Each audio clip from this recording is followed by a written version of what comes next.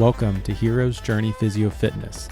Our mission is to empower, inspire, and mentor people to reclaim their health and become self-reliant in their fitness. I'm your host, Dr. Cameron Hoge. Join with me is my co-host, Anibal Rios. 3, 2, 1. Hey, we did it. we're on. We're doing this thing. So I think we should, probably start off with telling who we are. That'd probably be a good thing to start off with. That might be helpful. How about you start us off there, Anibal? Sure. So my name is Anibal Rios. What is it in Spanish? Anibal Rios. Yeah, Kim and I met in undergrad at the UT Chattanooga. The real UT. The real UT. Don't let them fool you. Yeah, I got my bachelor's in human resources and business management, and then I went on to get my MBA also from UTC.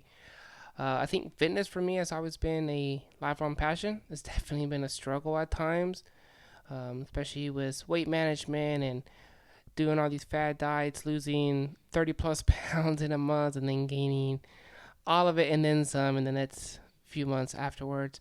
I played sports most of my life, or at least I tried to. A lot of times I was just sitting on the bench watching. Hey, someone's got to ride that bench. Somebody has to hold that clipboard for people. But no, I always enjoyed it, and it's always been a passion, and now we just want to help individuals. Yeah. Well said. I like that. Thank you. So my name is Dr. Cam Hoge. I usually just go by Cam. Or the doc. The doc. That's only Anibal. Only Anibal can call me that. And I'm a practicing outpatient physical therapist, and just some of the, schooling that I've had in the past was University of Tennessee at Chattanooga, like Anibal said, where we met. I got my pre-professional biology degree there. And then after college, I attended Harding University, and that's where I received my doctorate in physical therapy. I moved to Tennessee after physical therapy school, and I took a year-long orthopedic residency and then sat for my OCS exam, which is just a fancy term for saying outpatient orthopedic clinical specialist.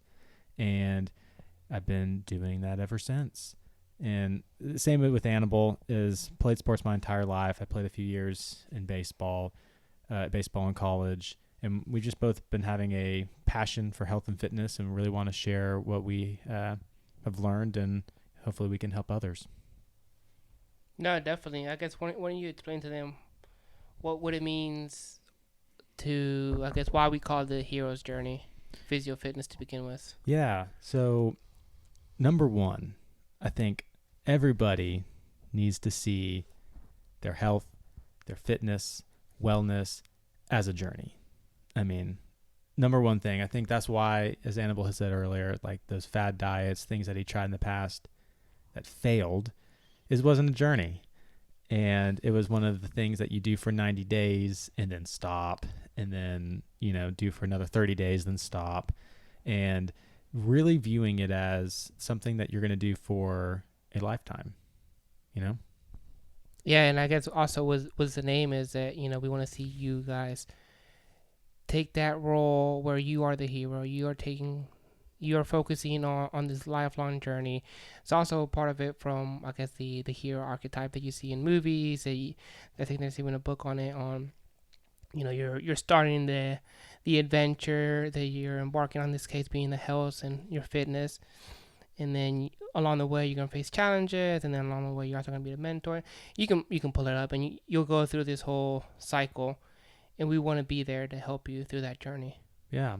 And learning to enjoy it. I think learning to actually enjoy the journey is what actually creates consistency to it's actually so cliche. It is cliche. But it's true. But it's so true. And the thing is that trying not to view it as some destination, like, oh, in 1 year, then I will have arrived. And if you view it like that, then after that year's up, then you just stop. And you're no longer reaping the benefits of how you ate, how you slept, how you worked out, all that stuff. Then I wish it was you could just do it for 1 year, get that optimal health, get that optimal body, and then you just keep it. But unfortunately, that's not how it works. Yeah, and I think sometimes we just focus on a very short term, immediate goal, like a wedding or graduation The or some big. beach, baby. The beach, yeah. Beach bud. Yeah, and another thing with that as well is there's never a thing as perfect health. No. No, there's no such thing as perfect health. So what we're actually trying to do is, the outcome is to be a more healthy, fit, energetic, if you have any type of injuries or anything, painless versions of ourselves.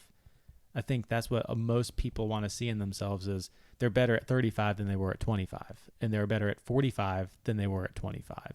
And usually that's not how it works. Usually people are saying they hit their 40s and everything goes downhill. I've even heard someone say, man, once I turned 25, it all turned downhill from there. And I'm like, oh my goodness. And then you just relive in the glory days. Man, I remember when I could tie my shoelaces and not have any pain.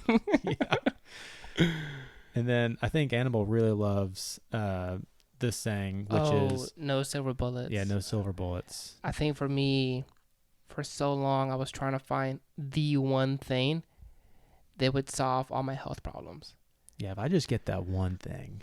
That one thing being this one diet or this one exercise or this one object or program, whatever it might be, that's going to cure. Yeah, that one doctor, that one, whatever.